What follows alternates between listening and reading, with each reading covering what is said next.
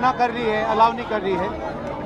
As LOP मेरा अधिकार बनता है कि मैं जा सकता हूं, मगर तब भी वो मुझे रोक रहे हैं।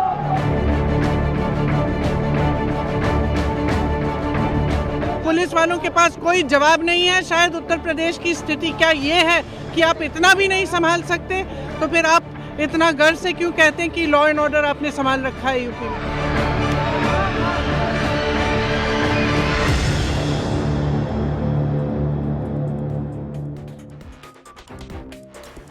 സംഘർഷത്തിൽ വെടിവെപ്പിൽ പൗരന്മാരുടെ ചോരയൊഴുകിയ 5 പേർ വെടിയേറ്റ് വീണ സംഭവത്തിലേക്ക് ലോക്സഭാ പ്രതിപക്ഷ നേതാവ് രാഹുൽ ഗാന്ധിക്കും എം പി സംഘത്തിനും പോകാൻ കഴിഞ്ഞില്ല. അയൽ ജില്ലകളിൽ അത്രയും വലിയ പോലീസ് സന്നാഹങ്ങൾ നിരത്തി ആ യാത്ര ചെറുത്തു തടഞ്ഞു ജില്ലാ ഭരണകൂടം. പക്ഷേ അപ്പോഴും സംഭാലിൽ ഷാഹി ജുമാ മസ്ജിദ് സർവേയുടെ പേരിൽ തുടങ്ങിയ സംഘർഷം കത്തിപ്പടരുമോ എന്ന ആശങ്ക അന്തരീക്ഷത്തിലുണ്ട്.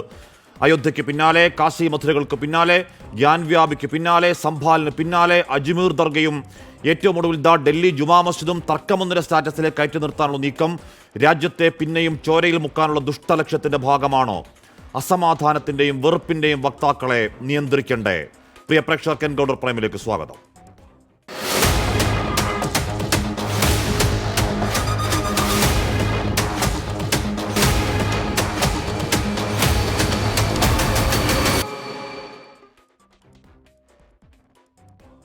Shri John Brittas M P, Shri Raju P Nair, Shri B Gopalakrishnan എന്നിവർ ചർച്ചയിൽ ശ്രീ ജോൺ ബ്രിട്ടാസിലേക്ക് പോകാൻ കഴിയും എന്നുള്ളതാണ് എൻ്റെ പ്രതീക്ഷ.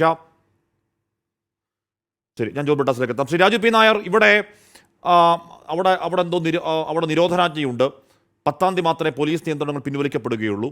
നിരോധനാജ്ഞ ഉള്ളതുകൊണ്ട് അവിടെ രാഹുൽ ഗാന്ധി എന്നുള്ളതല്ല, നേരത്തെ ലീഗ് എം പിമാർ പോയിരുന്നു, സമാജ്വാദി പാർട്ടി എം പിമാർ പോയിരുന്നു, ആരെയും അങ്ങോട്ടേക്ക് ഇപ്പോൾ കടത്തിവിടുന്നില്ല. അതുകൊണ്ട് രാഹുൽ ഗാന്ധിക്കും അത് ബാധകമാണ്. നിരോധനാജ്ഞ എന്ന ന്യായം നിലനിൽക്കുന്നതാണോ ശ്രീ രാജു പി നായർ?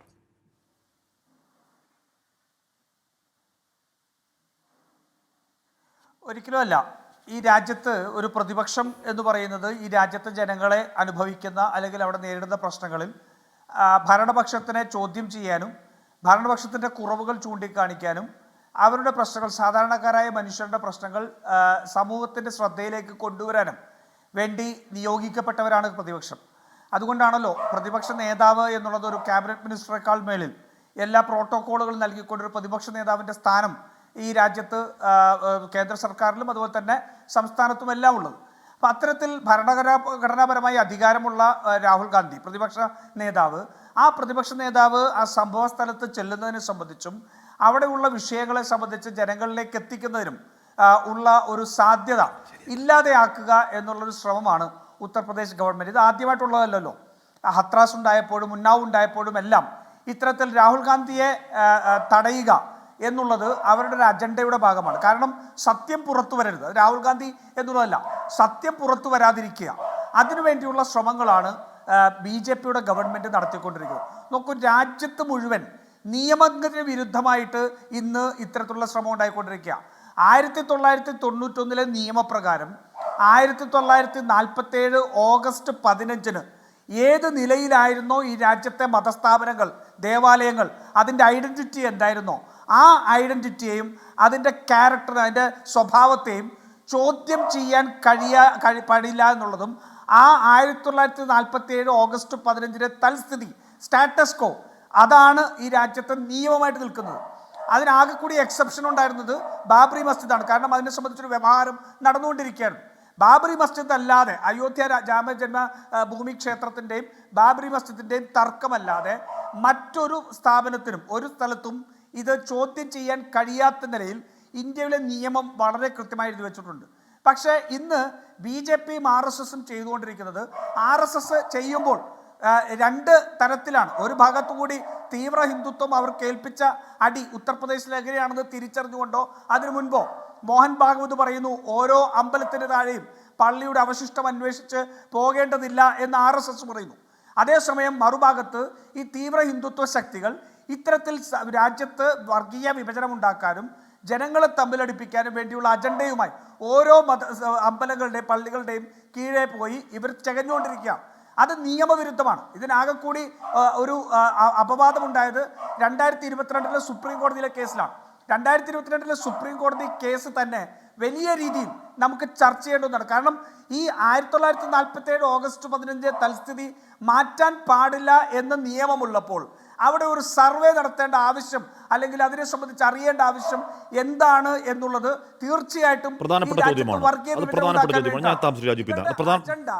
താങ്കൾ ഉന്നയിക്കുന്നത് ഈ പറഞ്ഞ ചന്ദ്രചൂഡ് നടത്തിയ വ്യാഖ്യാനം, അതിരുകടന്ന വ്യാഖ്യാനം, സ്ട്രെച്ച് ചെയ്ത് നടത്തിയ വ്യാഖ്യാനം, അത് രാജ്യത്തെ ഏത് രീതിയിൽ ബുദ്ധിമുട്ടിക്കുന്നു എന്നുള്ളത് നമ്മളിപ്പോൾ കാണുകയാണ്. ചന്ദ്രചൂഡിന്റെ ലക്ഷ്യം എന്തായിരുന്നു എന്ന്, രാഷ്ട്രീയ ലക്ഷ്യങ്ങളൊക്കെ എന്തായിരുന്നു എന്നൊക്കെ പറയുന്നുണ്ട്. ആ രാജ്യത്ത് പറഞ്ഞു പൂർത്തിയാകും. ഹാഷ്മി 30 സെക്കൻഡ് നോക്കൂ. അപ്പോൾ അയോധ്യ രാമക്ഷേത്രം ഇവരുടെ അജണ്ട എന്താ? മുസ്ലിങ്ങളെ പരമാവധി പ്രകോപിപ്പിക്കുക. മുസ്ലിങ്ങളെ പരമാവധി പ്രകോപിപ്പിച്ചുകൊണ്ടൊരു ചെറുത്തുനിൽപ്പുണ്ടായാൽ ആ ചെറുത്തുനിൽപ്പിന്റെ പേരിൽ ഇവർ ഗുജറാത്തിലെ 2022 പോലെയുള്ള ഈ ഉന്മൂലന സിദ്ധാന്തം നടപ്പിലാക്കുക എന്നുള്ളതാണ് ഇവരുടെ അജണ്ട. അതിന്റെ ഭാഗമായിട്ട് അയോധ്യ ക്ഷേത്രത്തെ സംബന്ധിച്ച് നമുക്കറിയാം, ഇത്രമാത്രം ഒരു നീതിയുക്തമല്ലാത്തൊരു വിധി, ആ വിധി ഉണ്ടായിട്ടില്ല എന്നുള്ളത് നമ്മൾ ആദ്യം തന്നെ പറഞ്ഞതാണ്. അയോധ്യ വിധിയെ നമ്മൾ അംഗീകരിക്കുമ്പോൾ പോലും, നമ്മൾ മാനിക്കുമ്പോൾ പോലും അംഗീകരിക്കാൻ തയ്യാറല്ല. അവിടെ നിയമങ്ങൾ അട്ടിമറിക്കപ്പെട്ടു, അവിടെ ജുഡീഷ്യൽ ഒരു പവർ അട്ടിമറിക്കപ്പെട്ടു എന്നുള്ളതെല്ലാം അറിയാം. അതിനുശേഷം ഏറ്റവും അവസാനം ജസ്റ്റിസ് ചന്ദ്രചൂഡ് പറയുകയാണ്, എനിക്ക് ദൈവത്തിൻ്റെ വിളിയുണ്ടായി. ഏത് ദൈവം, ഏത് ഹിന്ദു ദൈവമാണ് ഈ രാജ്യത്തെ മനുഷ്യനെ ഇത്തരത്തിൽ നീതി ലഭിക്കാതെ അല്ലെങ്കിൽ അവൻ്റെ അവകാശങ്ങൾ നൽകാതെ അവൻ്റെ വികാരത്തെ വ്രണപ്പെടുത്തിക്കൊണ്ട് ഇത്തരത്തിലുള്ള തീരുമാനമെടുക്കാൻ ഏത് ഹിന്ദു ദൈവം പറയുന്നവരുന്നത്? ജസ്റ്റിസ് ചന്ദ്രചൂഡ് ഈ രാജ്യത്തെ ഈ ഹിന്ദുമത വിശ്വാസികളുടെ, ഹിന്ദുത്വ മതത്തിൻ്റെ അല്ല, ഹിന്ദുമത വിശ്വാസികളുടെ വികാരം വ്രണപ്പെടുത്തിയതായിരുന്നു അദ്ദേഹത്തിൻ്റെ വാക്കുകൾ. ഇത്രമാത്രം അനീതി നിറഞ്ഞ ഒരു വിധി ഇന്ത്യയുടെ ചരിത്രത്തിൽ ഇത്തരത്തിലൊരു സംഭവത്തിൽ നേരത്തെ ഉണ്ടായിട്ടില്ല. എന്നിട്ടും അത് സഹിച്ച, അതിനെ അംഗീകരിച്ച, യാതൊരു പ്രശ്നവുമില്ലാതെ ആ അയോധ്യയിലെ നീതികേടിനെ പോലും അംഗീകരിച്ച ഒരു സമുദായത്തെ വീണ്ടും വീണ്ടും കുത്തിനോവിച്ച് പ്രകോപിതരാക്കി അവർ ഒരു കലാപത്തിലേക്ക് തള്ളിവിട്ട് അവരെ ഇല്ലായ്മ ചെയ്യുക എന്നുള്ള BJPയുടെയും RSSന്റെയും ഒരു ബിഗർ രാഷ്ട്രീയ ലക്ഷ്യമാണെന്നാണ് നിങ്ങൾ പറയുന്നത്. പദ്ധതിയുടെ ജോൺ ബ്രിട്ടാസ് അന്ന് ഈ പറഞ്ഞ അയോധ്യ വിധിക്കാലത്ത് ഒരു ചർച്ചയിൽ താങ്കൾ ഈ പ്രശ്നങ്ങൾ പരിഹരിക്കപ്പെടുന്നില്ല എന്നൊരു ചർച്ചയിൽ പറയുമ്പോൾ ഞാൻ ആലോചിച്ചു, ഞാൻ മനസ്സിലാലോചിച്ച കാര്യം അങ്ങനെ പറയുകയാണ്. ഇയാൾ ഇതെന്താണ് പറയുന്നത്? രാജ്യത്തിൻ്റെ പോയ കാലത്തെ മുറിവുണക്കാൻ ഒരു വിധി വരുമ്പോൾ ഈ എന്തൊരു ദോഷേകതൃക്കാണ് ഇയാൾക്ക് വാടച്ച് മിണ്ടാതിരുന്നൂടെ എന്ന് വ്യക്തിപര മനസ്സിൽ വിചാരിച്ച ആളാണ് ഞാൻ. ശ്രീ ജോൺ ബ്രിട്ടാസ് അന്ന് പറഞ്ഞത് ശരിയാണെന്നും എൻ്റെ ചിന്ത രാഷ്ട്രീയമായി തെറ്റിപ്പോയെന്നും ഞാനിപ്പോൾ തിരിച്ചറിയുന്നു. അതിന് പിന്നാലെ നമ്മൾ കണ്ടു എന്താണ് ശ്രീ ജോൺ ബ്രിട്ടാസ്. അതിന് പിന്നാലെ നമ്മൾ കണ്ടത് ഗ്യാൻവ്യാപി കണ്ടു, ഇതാ ഇപ്പോൾ സമ്പൽ കാണുന്നു, അജ്മീർ കാണുന്നു, ഡൽഹി ജുമാ മസ്ജിദ് കാണുന്നു, താജ്മഹൽ തേജോമയമാണെന്ന് കാണുന്നു, തേജോമഹലാണെന്ന് കാണുന്നു, കുത്തബ് മിനാർ കാണുന്നു. ഈ പണ്ടാരപ്പെട്ടി തുറന്ന് അങ്ങനെ നിൽപ്പാണ് ശ്രീ ജോൺ ബ്രിട്ടാസ്. നമ്മളെ ദുർവിധി. ഇന്ന് രാഹുൽ ഗാന്ധി അങ്ങോട്ടേക്ക് പോകുന്നുണ്ട്. ഒരു നിരോധനാജ്ഞയുടെ പേര് പറഞ്ഞ് രാജ്യത്തിൻ്റെ പ്രതിപക്ഷ നേതാവിനെ അതിർത്തിയിൽ തടയൽ ന്യായീകരിക്കത്തക്കതാണോ ശ്രീ ജോൺ ബ്രിട്ടാസ്? ഹാഷ്മി, എന്തായാലും അയോധ്യ വിധി പ്രസ്താവം വരുമ്പോൾ ഇത് തുടക്കം മാത്രമാണ്, അതൊരു അവസാനമാണെന്ന് കരുതരുത് എന്ന് പറഞ്ഞപ്പോൾ ഹാഷ്മി പോലും ഞാൻ എന്ത് ഭ്രാന്താണ് പറയുന്നത്, എൻ്റെ മനസ്സിൽ എന്തെങ്കിലും തരത്തിലുള്ള ദോഷമുണ്ടോ, അതല്ലെങ്കിൽ ഞാനത് വക്രീകരിക്കുകയാണോ എന്ന് താങ്കൾ സംശയിച്ചു. അങ്ങനെ സംശയിച്ച ഒരുപാട് ആൾക്കാരുണ്ട്. എന്നെ അത് പറയാൻ പ്രേരിപ്പിച്ച ഏറ്റവും പ്രധാനപ്പെട്ട ഘടകം ബാബറി മസ്ജിദിൻ്റെ പതനം എൻ്റെ നഗ്ന നേത്രങ്ങൾ കൊണ്ട് ഞാൻ നോക്കിക്കണ്ടതാണ്. ആ മസ്ജിദിൻ്റെ മിനാരങ്ങൾ ധൂളികളായി അന്തരീക്ഷത്തിൽ ലയിക്കുമ്പോൾ ഇന്ത്യ എങ്ങനെയാണ് മാറാൻ പോകുന്നതെന്ന് മനസ്സിൽ കുറിച്ചിട്ടതാണ്. ആ കുറിച്ചിട്ട വഴിത്താരയിലൂടെ തന്നെയാണ് ഇന്ത്യ മുമ്പോട്ട് പോയത്. അതുകൊണ്ട് തന്നെ ആ അനുഭവമാണ് ഒരുപക്ഷെ നമ്മുടെ ഇന്ത്യ, നമ്മൾ മലയാളികൾ മനസ്സിൽ പേറുന്ന ഇന്ത്യ എന്നുള്ള ആശയത്തിന് ഘടകവിരുദ്ധമായിട്ടുള്ള ഒരു ഇന്ത്യയെ സൃഷ്ടിക്കാനുള്ള ശ്രമങ്ങൾ നടക്കുന്നു എന്നുള്ള ഒരു തിരിച്ചറിവിൻ്റെ അടിസ്ഥാനത്തിലാണ് ഞാൻ അന്ന് ആ കാര്യങ്ങളെല്ലാം പറഞ്ഞത്. ഇപ്പോൾ സമ്പലിനെ കുറിച്ച് പറഞ്ഞു. ഒരുപക്ഷെ സമ്പലിലെ ജനങ്ങൾ സമ്പലിനെ വിളിക്കുന്നത് സമ്പലിലെ ബാബറി മസ്ജിദ് എന്നാണ്. മനസ്സിലാക്കണം, ബാബർ പണിതീർത്ത ഒരു മസ്ജിദായിട്ട് തന്നെയാണ് അവിടെയുള്ള ജനങ്ങൾ അതിനെ കാണുന്നത്. 460 വർഷം, ഒന്ന് ചിന്തിക്കുക, 500 വർഷം 550 വർഷം സമാധാനത്തോടെ നിലനിന്ന ഒരു പ്രദേശം ഇന്ന് പോലീസിൻ്റെ നരനായാട്ടിന് വിധേയമായിരിക്കുകയാണ്. ഞാൻ മനസ്സിലാക്കുന്നത് 2500 FIRകളെങ്കിലും അവിടെയുള്ള തദ്ദേശവാസികൾക്കെതിരെ യഥാർത്ഥത്തിൽ പോലീസ് ഫയൽ ചെയ്തു. ആ മസ്ജിദിന് ചുറ്റുമുള്ള ആൾക്കാരെല്ലാം അവിടെ നിന്ന് പലായനം ചെയ്തു. ഒരു ഭീകര അന്തരീക്ഷമാണ്. ഞങ്ങളുടെ പാർട്ടി നേതാക്കൾ അങ്ങോട്ട് MP-മാരുടെ സംഘത്തെ അയക്കാൻ വേണ്ടി അനുമതി തേടിയിരുന്നു. പക്ഷേ അനുമതി തരില്ല. മാത്രമല്ല, നിങ്ങൾ സംഘർഷത്തിന് ആക്കം കൂട്ടുമെന്ന് അവർ ഇങ്ങോട്ട് തർക്കിക്കുകയാണ് ചെയ്തത്. അപ്പോൾ ഒരുപക്ഷെ നമ്മുടെ ഒരു സാന്നിധ്യം കൊണ്ട് ഒരു സംഘർഷം വഷളാകാതിരിക്കാൻ വേണ്ടിയാണ് നമ്മൾ അങ്ങോട്ട് പോകാതിരിക്കുന്നത്. പക്ഷേ നമ്മൾ മനസ്സിലാക്കേണ്ടത് ഇന്ത്യയിലെ ഉത്തരവാദിത്തപ്പെട്ട രാഷ്ട്രീയ പാർട്ടികളുടെ ഒരു സംഘത്തെ യഥാർത്ഥത്തിൽ ഗവൺമെൻറ് തന്നെയാണ് അയക്കേണ്ടത്. മണിപ്പൂരിലേക്കൊരു സർവകക്ഷി സംഘത്തെ പ്രധാനമന്ത്രി നയിച്ചിരുന്നെങ്കിൽ എത്ര വ്യത്യസ്തമാകുമായിരുന്നു മണിപ്പൂരിലെ സ്ഥിതിയെന്ന് ഇന്നെല്ലാവരും പറയുന്നുണ്ട്. ഇപ്പോൾ എൻ്റെ മനസ്സിലുള്ള ഏറ്റവും പ്രധാനപ്പെട്ടൊരു വികാരം, നമ്മൾ ഈ പറയുന്ന ഭൂതകാലത്തെ മാന്തിയെടുത്ത് നമ്മുടെ ഈ ജനതയുടെ ഭാവി എന്തിനാണ് നമ്മൾ തകരാറിലാക്കുന്നത്? ഏതെല്ലാം മസ്തികളിൻ്റെ ഉള്ളിലേക്ക് നമ്മൾ പ്രവേശിക്കാൻ പോവുകയാണ്. ഒരുപക്ഷെ ആരും ശ്രദ്ധിക്കാതിരുന്ന ഒരു ആർട്ടിക്കിൾ, ഒരു ലേഖനം കഴിഞ്ഞ ദിവസം ഡൽഹിയിലെ ഇന്ത്യൻ എക്സ്പ്രസ്സിൽ വന്നു. അത് എഴുതിയത് ഷാസിയ ഇൽമി എന്ന് പറയുന്ന BJPയുടെ വക്താവാണ്. അത് ഒരുപക്ഷെ ഈ BJPയുടെ വക്താവ് ഗോപാലകൃഷ്ണൻ ഇവിടെ ഉള്ളതുകൊണ്ടാണ് ഞാൻ BJPയുടെ ദേശീയ വക്താവിൻ്റെ ലേഖനം ഞാൻ ഉദ്ധരിക്കുന്നത്. ആ ലേഖനത്തിൽ കൃത്യമായി പറയുന്നുണ്ട്, ഈ അജ്മീർ ദർഗ ഉൾപ്പെടെ ഉള്ള കാര്യങ്ങളിൽ മേൽ അവകാശവാദം ഉന്നയിക്കുന്നത് ഈ രാജ്യത്തെ തകർക്കുമെന്നും RSSൻ്റെ മേധാവി മോഹൻ ഭഗത് പറഞ്ഞ കാര്യത്തിന് ഘടകവിരുദ്ധമായിട്ടാണ് ഈ സംഘടനയുടെ അനുയായികൾ പ്രവർത്തിക്കുന്നതെന്നും അവർ യഥാർത്ഥത്തിൽ ലേഖനത്തിൽ സമർത്ഥിക്കുന്നുണ്ട്. ഇപ്പോൾ ഈ അജ്മീർ ദർഗ എനിക്ക് ഏറ്റവും സങ്കടം തോന്നിയെന്ന് വെച്ചാൽ ജവഹർലാൽ നെഹ്റു മുതൽ നരേന്ദ്രമോദി വരെയുള്ള ആൾക്കാർ ചാദർ അയച്ചു കൊടുക്കുന്ന ഒരു ദർഗയാണത്. ചാദർ എന്ന് പറഞ്ഞു കഴിഞ്ഞാൽ ഒരു വഴിപാടിന് തുല്യമാണ്. അതായത് ഖബറിൻ്റെ മുകളിൽ വിരിക്കാനുള്ള ഒരു തുണിയാണ് ഈ ചാദർ. അത് അയച്ചു കൊടുത്തിട്ടുള്ള ആൾക്കാർ ആരൊക്കെയാണെന്നറിയോ? അടൽ ബിഹാരി വാജ്പേയിയും ഇപ്പോഴത്തെ പ്രധാനമന്ത്രി നരേന്ദ്രമോദിയും. എന്ത് പ്രാർത്ഥിച്ചുകൊണ്ടായിരിക്കാം അദ്ദേഹം അജ്മീർ ദർഗയിലേക്ക് ചാദർ, എന്ത് വഴിപാട് നേർന്നുകൊണ്ടായിരിക്കാം അദ്ദേഹം അയച്ചത്? എന്നിട്ട് അദ്ദേഹത്തിൻ്റെ അനുയായികൾ ഈ അജ്മീറിന് പോൽ യഥാർത്ഥത്തിൽ അവകാശവാദം ഉന്നയിക്കുകയാണ്. മൊയ്നുദ്ദീൻ ചിഷ്ടിയുടെ ഹിന്ദുക്കൾ ഉൾപ്പെടെ എല്ലാ മതസ്ഥരും ആരാധിക്കുന്ന ഒരു ദർഗയ്ക്ക് മേൽ പോലും അവകാശവാദം ഉന്നയിച്ചിരിക്കുകയാണ്. ഇപ്പോൾ കണക്കിലെടുത്തു കഴിഞ്ഞാൽ ഒരു 12 സ്ഥലങ്ങളെങ്കിലും സ്ഫോടനാത്മകമായ സ്ഥിതിയിലേക്ക് വന്നുകൊണ്ടിരിക്കുകയാണ്. ഡൽഹിയിലെ ജമാ മസ്ജിദ് ഉൾപ്പെടെ, അല്ലെങ്കിൽ കുത്തബ് മീനാർ ഉൾപ്പെടെ. യഥാർത്ഥത്തിൽ ഇന്ത്യ എങ്ങോട്ടാണ് പോകുന്നത്? ധ്രുവീകരണ രാഷ്ട്രീയത്തിൻ്റെ പരീക്ഷണശാലയാക്കാൻ വേണ്ടി നമ്മൾ ഈ പറഞ്ഞ മസ്ജിദുകളെ മാറ്റാൻ പാടുണ്ടോ? യഥാർത്ഥത്തിൽ എന്നെ വിഷമിപ്പിക്കുന്ന ഏറ്റവും പ്രധാനപ്പെട്ടൊരു ഘടകം, യഥാർത്ഥത്തിൽ ഇന്ത്യയെ നല്ല രീതിയിൽ നയിക്കാൻ ശേഷിയുള്ള രീതിയിലുള്ള, അല്ലെങ്കിൽ അതിന് കഴിയുമാവുന്ന വിധിപ്രസ്താവങ്ങൾ നടത്താൻ കഴിയുമായിരുന്ന ഒരു മുഖ്യ ന്യായാധിപൻ്റെ വിധിപ്രസ്താവങ്ങളാണ് യഥാർത്ഥത്തിൽ ഹാഷ്മി പറഞ്ഞ പോലെ പണ്ടാര ബോക്സ് തുറന്നിരിക്കുന്നത്. അദ്ദേഹം തന്നെ ഒരുപക്ഷെ 2022 അദ്ദേഹം തൻ്റെ ഈ പറഞ്ഞ ഗ്യാൻവാബി സംബന്ധിച്ചുള്ള വിധിപ്രസ്താവന നടത്തുന്നതിന് മുമ്പ് 2019 അദ്ദേഹം അയോധ്യ വിധിയിൽ നടത്തിയ പരാമർശങ്ങൾ ഒന്ന് വായിച്ചിരുന്നെങ്കിൽ ഒരുപക്ഷെ വലിയൊരു വിപത്ത് ഒഴിയുമായിരുന്നു. ഈ ഒരു ചർച്ചയ്ക്ക് ഒരുപക്ഷെ അലകും പിടിയും സമ്മാനിക്കാൻ വേണ്ടിയിട്ട് ഞാൻ ചന്ദ്രചൂഡ് കൂടി ഭാഗവാക്കായിട്ടുള്ള 2019 ആ ജഡ്ജ്മെൻറ്റിൻ്റെ പ്രധാനപ്പെട്ട പ്രസക്തമായ ഒരു 3 വരികൾ വായിക്കുകയാണ്. മുഗൾ രാജാക്കന്മാർ ഹൈന്ദവ ആരാധനാലയങ്ങൾക്കെതിരെ ചെയ്ത പ്രവൃത്തികളുടെ പേരിലുള്ള അവകാശവാദങ്ങൾ വർത്തമാനകാല ന്യായങ്ങൾക്ക് സ്വീകരിക്കാൻ കഴിയില്ല. പൗരാണിക ഭരണകർത്താക്കളുടെ ചെയ്തികൾക്ക് ഉത്തരമോ പോംവഴിയോ തേടിയാൽ നിയമത്തിന് മറുപടി നൽകാനായില്ല. ധാർമ്മികമായി തെറ്റാണെന്ന് ഇന്ന് വിലയിരുത്തുന്ന, അല്ലെങ്കിൽ വർത്തമാനകാലത്തെ കോലാഹലങ്ങൾക്ക് വഴിവെച്ചാക്കാവുന്ന സംവാദങ്ങൾ കെട്ടഴിച്ചു വിടുന്ന സംഭവങ്ങൾക്കും കൊണ്ട് നിറഞ്ഞതാണിത്. ചരിത്രം അതുകൊണ്ട് രാജാക്കന്മാർ അത് ചെയ്തു ഇത് ചെയ്തു എന്ന് പറഞ്ഞ് വിവാദങ്ങൾ ഉണ്ടാക്കാൻ പാടില്ല എന്ന് പറഞ്ഞത് ഈ ചന്ദ്രചൂഡ് കൂടി ഭാഗവാക്കായ സുപ്രീം കോടതി ബെഞ്ചാണെന്നുള്ള കാര്യം മനസ്സിലാക്കുക. അതിന് തീർത്തും ഘടകവിരുദ്ധമായിട്ടാണ് 2022 നടത്തിയ ബി ഗോപാലകൃഷ്ണൻ വാലുന്തുമില്ലാത്ത ഒരു ഹർജിയുമായി ഒരാൾ കോടതിയിലേക്ക് പോകുന്നു. അതിനിടയിൽ ശിവക്ഷേത്രം ഉണ്ടെന്ന് പറയുന്നു. എന്താണ് ഉടനെ ആ കീഴ്ക്കോടതി ആ സർവേക്ക് അനുവാദം കൊടുക്കുന്നു. പെട്ടെന്ന് തന്നെ ജുഡീഷ്യൽ കമ്മീഷൻ ഉണ്ട്, അല്ലെങ്കിൽ ഇപ്പോൾ ജുഡീഷ്യൽ സമിതി ഉണ്ടാകുന്നു. അന്ന് തന്നെ ഈ പറഞ്ഞ പള്ളിയിലേക്ക് പോകുന്നു.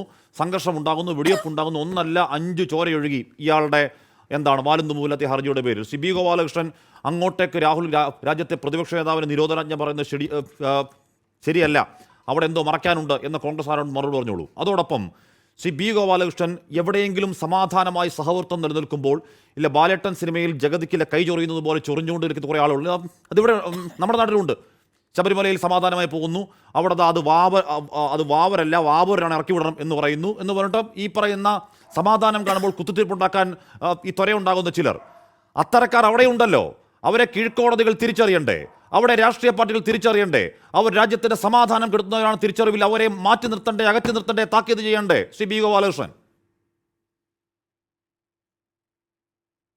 എന്നെ പറയാൻ അനുവദിക്കണം.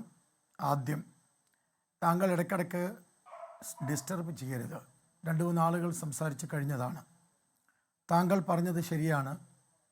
അതിനു മുമ്പ് ഞാനൊരു കാര്യം സൂചിപ്പിക്കട്ടെ. വാസ്തവത്തിൽ താങ്കൾ ഇന്ന് എടുക്കേണ്ടിയിരുന്ന വിഷയം ബംഗ്ലാദേശിലെ നരനായാട്ടാണ്. അതിൽ ഭാരതത്തിൻ്റെ ദേശീയ പതാക കത്തിച്ചുകൊണ്ട് ചവിട്ടിമെതിച്ചുകൊണ്ട് അവിടെ നടത്തുന്ന ഹിന്ദു വംശഹത്യയെക്കുറിച്ച് നിർഭാഗ്യവശാൽ 24 അടക്കം ഒരു മാധ്യമങ്ങളും ചർച്ച ചെയ്തിട്ടില്ല എന്നുള്ള ആ ഒരു പ്രതിഷേധവും ഒപ്പം ഇന്ന് ഇതെടുത്തത് നന്നായി. കാരണം നാളെയെങ്കിലും അതെടുക്കുമെന്ന് ഞാൻ വിശ്വസിക്കുന്നു. മറ്റൊരു കാര്യം, നിങ്ങൾ പറഞ്ഞത് ശരിയാ. മോഹൻലാലിൻ്റെ ബാലേട്ടൻ സിനിമയിൽ ഇങ്ങനെ കൈ ചൊറിയുന്ന ജഗദീഷ് ശ്രീകുമാർ മാധ്യമങ്ങളിലുമുണ്ട് എന്ന് മുനമ്പത്തുകാർ പറയുന്നു. അതുകൊണ്ട് മുനമ്പത്ത് ഈ 24 മാധ്യമത്തിൻ്റെ കോലം കത്തിച്ചു. അതെന്തിനാണെന്ന് എനിക്കറിയില്ല. എന്തിനാന്നുള്ളത് താങ്കൾ അന്വേഷിച്ചാൽ നന്നായിരിക്കും. ചൊറിച്ചിൽ കൊണ്ടാണോ, നിങ്ങൾ ചൊറിയുന്നത് കൊണ്ടാണോ കത്തിച്ചത് എന്ന് ചെറിയ സംശയമുണ്ട്. ഒരു ഓലം കത്തിച്ചു നമ്മളവിടെ പോയതാ സാർ. നമ്മൾ അവിടെ പോയി മുനമ്പം സമരത്തിന് ഐക്യദാർഢ്യം പ്രഖ്യാപിച്ച ഏക മാധ്യമം ഞാനാ. ബി ഗോപാലകൃഷ്ണൻ കാര്യം അറിയും സംസാരിക്കും. എൻ്റെ പൊന്നു സുഹൃത്തെ, ഞാനൊന്ന് പറഞ്ഞോട്ടെ. ഞാൻ മുനമ്പത്ത് പോയ ദിവസം, ഞാനൊന്ന് പറയട്ടപ്പാ. ഞാൻ മുനമ്പത്ത് പോയ ദിവസം ഞാനുണ്ടായിരുന്നു മുനമ്പത്ത്. ആ മുനമ്പത്തെ ആളുകൾക്ക് വേണ്ടി #, ഈ ഇന്ത്യയിൽ കൊണ്ടുവന്നതിൻ്റെ ഉദ്ഘാടനം ഞാനാണ് നിർവഹിച്ചത്. അത് ഇന്ത്യയിൽ 3-ാം സ്ഥാനവും എത്തി. ആ #ൻ്റെ ഉദ്ഘാടന ദിവസം മുനമ്പത്തെ സമര നേതാവ് അത് വളരെ കൃത്യമായി എൻ്റെ മുമ്പിൽ അന്ന് അവിടെ സംസാരിച്ചതാണ്. ഞാൻ പോയ ദിവസം ഡേറ്റ് വേണേൽ പറയാം. അന്ന് അവിടെ 2 ചാനലുകളുടെ കോലം കത്തിക്കാൻ തീരുമാനിച്ചു. ഒരു ചാനൽ നേരിട്ട് വിളിച്ച് സംസാരിച്ചു, മറ്റൊരു ചാനലിൻ്റെ കോലം ഞങ്ങൾ കത്തിച്ചു. ആ ചാനലിൻ്റെ പേരാണ് 24 എന്ന് എൻ്റെ മുമ്പിൽ വെച്ചാണ് പറഞ്ഞത്. ഏത് നേതാവാണ് പറഞ്ഞത്? മുനമ്പത്തുകാരോട് ചോദിച്ചോളുക. ഏത് നേതാവാണെന്ന് പറഞ്ഞത്? ഞാൻ കണ്ടിട്ടില്ല. ഏത് നേതാവാണെന്ന് പറഞ്ഞത്? ഞാൻ പറഞ്ഞല്ലോ, ഗോപാലകൃഷ്ണൻ പോയ ദിവസം തന്നെ കോലം കത്തിച്ചു. ഏത് നേതാവാണെന്ന് പറഞ്ഞത്? ബി ഗോപാലകൃഷ്ണൻ പിടിക്കല്ലപ്പാ, ഞാൻ പറഞ്ഞോട്ടെ. ഇരുന്ന് കള്ളം പറയല്ലേ സാറേ? ഞാൻ പറഞ്ഞോട്ടെ. ഇരുന്ന് വ്യാജം പറയല്ലേ? ഞാൻ പറഞ്ഞോട്ടെ മിസ്റ്റർ. കള്ളം പറയാവോ? ഇരുന്ന് കള്ളം പറയാവോ? ആഷ്മി, താങ്കൾ കള്ളം പറയാണ്, അതുകൊണ്ടാണ് ഇടപെടുന്നത്. ഇല്ല, ഞാൻ മിണ്ടാതെ നിൽക്കായിരുന്നു. ഞാൻ മറുപടി ഞാൻ പറഞ്ഞത് എന്താ? കളവാണോ? ഞാൻ ഇരിക്കുന്ന വേദിയിൽ പ്രസംഗിച്ചു എന്നാണ് ഞാൻ പറഞ്ഞത്. അത് താങ്കളോട് പറഞ്ഞു, താങ്കൾ കണ്ടിട്ടില്ല എന്ന് പറയുന്നു. ഏത് നേതാവെന്ന പേര് പറയാമോ അങ്ങേക്ക്? ഞാൻ കണ്ടിട്ടില്ല, ഇരുന്ന് പ്രസംഗം. ഞാനൊന്ന് പറഞ്ഞു തീരട്ടെ മിസ്റ്റർ. നിങ്ങൾ എന്തിനാ കിടന്ന് ബഹളം വെക്കണേ? താങ്കൾ വ്യാജം പറയുന്നു ചാനലിന്റെ മറ്റേ താൻ എനിക്ക് വെറുതെ സംസാരിക്കല്ലേ പ്ലീസ്. നിങ്ങൾ ഈ ചാനലിൽ എന്നെ ചർച്ചക്കിരുത്തിയാൽ ഞാൻ അവാസ്തവം ഞാൻ കേട്ടുകൊണ്ട് നിൽക്കണം, അങ്ങനെയാണോ? മുനമ്പം വേദിയിലേക്ക് പോവുകയും ആ സമരത്തിന് ഐക്യദാർഢ്യം പ്രഖ്യാപിക്കുകയും ചെയ്ത ഏക മാധ്യമപ്രവർത്തകന്റെ പേര് ഹാഷ്മി താജ് ഇബ്രാഹിം എന്നാണ് ശ്രീ ബി ഗോപാലകൃഷ്ണൻ. ഐക്യദാർഢ്യം പ്രഖ്യാപിച്ച ഏക ചാനലിന്റെ പേര് 24 എന്നാണ് ശ്രീ ബി ഗോപാലകൃഷ്ണൻ. ആ ചാനലിൽ ഫ്ലോറിൽ വന്നിരുന്ന് കള്ളം പറഞ്ഞാൽ ഞാൻ മിണ്ടാതെ കേട്ടോണ്ട് നിൽക്കണം, അങ്ങനെയാണോ? ശരി, നിങ്ങൾ മാത്രം പറയാണോ അതോ എന്നെ കൊണ്ട് പറയിപ്പിക്കുന്നുണ്ടോ?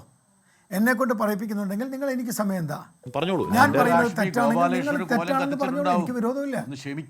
ഞാൻ അത്രയല്ലേ പറയുന്നുള്ളൂ. എന്നെ നിങ്ങൾ പറയാൻ അനുവദിക്കില്ലെങ്കിൽ പിന്നെ ഞാൻ ചർച്ചയ്ക്കിരിക്കില്ല. ശരി, ആയിക്കോട്ടെ. ഞാൻ പറഞ്ഞത് കളവാണെങ്കിലും സത്യമാണെങ്കിലും നിങ്ങൾ അന്വേഷിക്കൂ. ഞാൻ പറഞ്ഞല്ലോ, ഞാൻ അവിടെ പോയ ദിവസം അതിൻ്റെ ഡേറ്റ് അടക്കം ഞാൻ പറഞ്ഞു. # ഉദ്ഘാടനം ചെയ്യാൻ പോയ ദിവസം ആ സമരപ്പന്തലിൽ സമരനായകനായ ഒരാൾ, അദ്ദേഹത്തിൻ്റെ പേര് എനിക്ക് ഓർമ്മയില്ല, ദൃക്സാക്ഷിയുണ്ട്. ABC ചാനലിൻ്റെ മിസ്റ്റർ സുനിൽ വടയാർ, അദ്ദേഹം ദൃക്സാക്ഷിയാണ്. പത്രിക എന്ന് പറയുന്ന ഒരു വെബ്സൈറ്റിൻ്റെ ചുമതലപ്പെട്ട മിസ്റ്റർ ജയചന്ദ്രൻ അദ്ദേഹവുമുണ്ട്.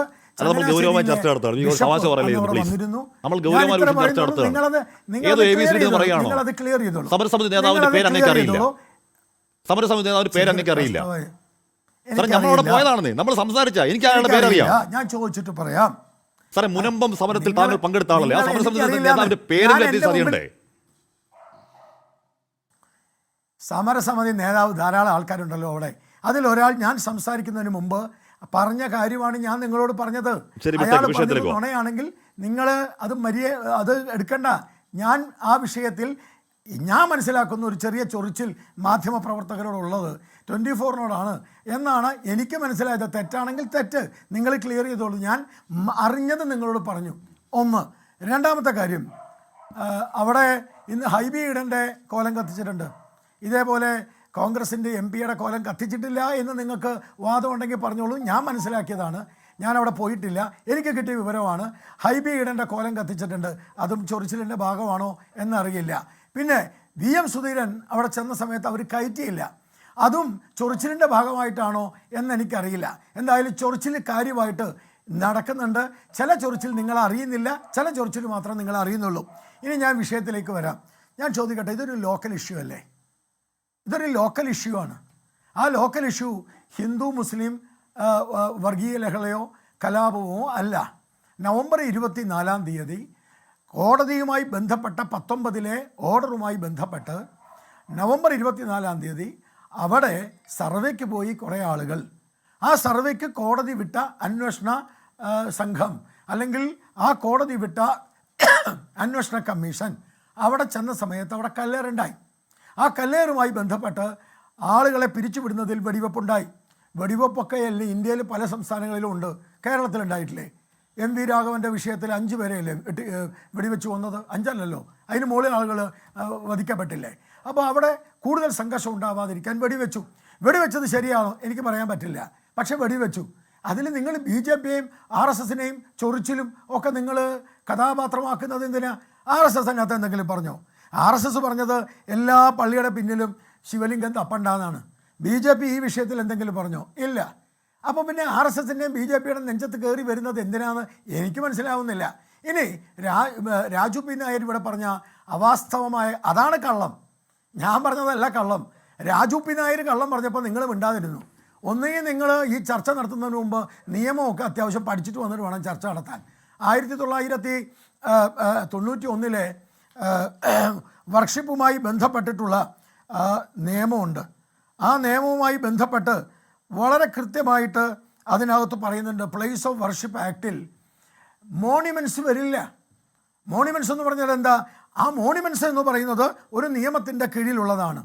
ആ മോണിമെൻറ്റ്സുമായി ബന്ധപ്പെട്ട് ആർക്കിയോളജിക്കൽ മോണിമെൻറ്റ്സുമായി ബന്ധപ്പെട്ടിട്ട് ആ ബന്ധപ്പെട്ട മോണിമെൻറ്റ്സിൽ ഒരിക്കലും ഈ ഇത്തരം മോണിമെൻറ്റ്സ് 91-ലെ നിയമത്തിൻ്റെ ബാധകമല്ല. വളരെ കൃത്യമാണ്. ആ കൃത്യമായതുകൊണ്ടാണ് അത് does not apply in the 91 act. ആ ആക്ടിൽ വരുന്നില്ല. ഞാൻ സെക്ഷൻ വേണേൽ പറയാം. ഈ ഡിസ്പ്യൂട്ട് ഒറിജിനേറ്റ് ചെയ്തത് ഒരു പെറ്റീഷൻ ആരാ? വിഷ്ണു ശങ്കർ ജയൻ എന്ന് പറയുന്ന ഒരാളൊരു പെറ്റീഷൻ കൊടുത്തു. ചൊറിച്ചിലുകാരനായിരിക്കാം, എനിക്ക് വിരോധമില്ല, ചൊറിഞ്ഞോട്ടെ. അയാൾ കൊടുത്ത ഒരു പെറ്റീഷനിൽ കോടതിയാണ് ഉത്തരവിട്ടത്. ആ കോടതി ഉത്തരവിട്ടത് കോടതിക്ക് ചൊറിച്ചിലുള്ളത് കൊണ്ടാണോ എന്നും എനിക്കറിയില്ല. പക്ഷെ ഒരു കാര്യമുണ്ട്, അതിനകത്ത് അവർ പറയുന്നു, ആ വളരെ കൃത്യമായിട്ട് തന്നെ ഒരു കാര്യം സൂചിപ്പിക്കുന്നു. ഈ ഷാഹി ജമാ മസ്ജിദ് അഥവാ ഈ protected monuments governed by AMASR act, ഈ ആർക്കിയോളജിക്കൽ ആക്ട് 1958-ലെ ആർക്കിയോളജിക്കൽ ആക്ടുമായി ബന്ധപ്പെട്ടിട്ട് ആ ബന്ധപ്പെട്ട പ്രൊട്ടക്റ്റഡ് മോണിമെൻറ്റ്സിൽ ഈ പറഞ്ഞ കെട്ടിടമുണ്ട്. അത് പള്ളിയായാലും ശരി, അതെന്തായാലും ശരി, ഈ പറഞ്ഞ ഇന്ന് തർക്കം നടക്കുന്ന ഈ കെട്ടിടമുണ്ട്. അതിനെ പള്ളി എന്ന് തന്നെ പറഞ്ഞുകൊണ്ട് ഞാൻ പറയാം, ഈ പള്ളി അതൊരു മോണിമെന്റ്സ് ആണ്. ആ മോണിമെന്റ്സ് എനിക്ക് പറയാനുള്ള പ്രധാനപ്പെട്ട ഒരു കാര്യം. ശരി ശരി, പക്ഷേ എൻ്റെ ചോദ്യം ഒരു പോയിന്റ് നിർത്തിയേക്കാം. ഒരു പോയിന്റോടെ പറഞ്ഞ് നിർത്തിക്കഴിഞ്ഞാൽ, രണ്ടാമത്തെ കാര്യം, ഇതിനകത്ത് ഈ 5 പേര് വെടിവെൽപ്പിൽ മരിക്കുകയും ഏതാണ്ട് 77% മുസ്ലിം പോപ്പുലേഷനുമുള്ള ഒരു പ്രദേശം. ആ പ്രദേശത്താണ് ഈ സംഭവം നടക്കുന്നത്. അവിടെ ജനങ്ങൾ വയലൻ്റാണ്. ആ വയലൻ്റായ ജനങ്ങളെ തണുപ്പിക്കുവാൻ വേണ്ടി അല്ലെങ്കിൽ അത് ശാന്തരാക്കാൻ വേണ്ടിയാണ് ഭരണകൂടം ശ്രമിക്കുന്നത്. അത് പ്രതിപക്ഷ നേതാവ് ശ്രമിക്കേണ്ടത് അതിനാണ്. അവിടെ പോയി കത്തിക്കാനല്ല ശ്രമിക്കേണ്ടത്. അവിടെ പ്രശ്നം പരിഹരിച്ചു കഴിഞ്ഞാൽ അദ്ദേഹത്തിന് പോകാം. 10-ാം തീയതി അര സെക്കൻഡ് തന്നിട്ട് ഞാൻ നിർത്താം. അര സെക്കൻഡ്. അതായത് ഇന്ത്യയിൽ ഈ 1991 ഓഗസ്റ്റ് 15 1947 ഓഗസ്റ്റ് 15 ബന്ധപ്പെട്ടിട്ടുള്ള സ്വാതന്ത്ര്യത്തിന് ശേഷമുള്ള വിഷയമൊക്കെ ഉണ്ടായതിന് ശേഷമാണ് സോമനാഥ ക്ഷേത്രം പുനർനിർമ്മാണം നടന്നത്. വേണ്ട, ഞാൻ കേരളത്തിലേക്ക് വരാം.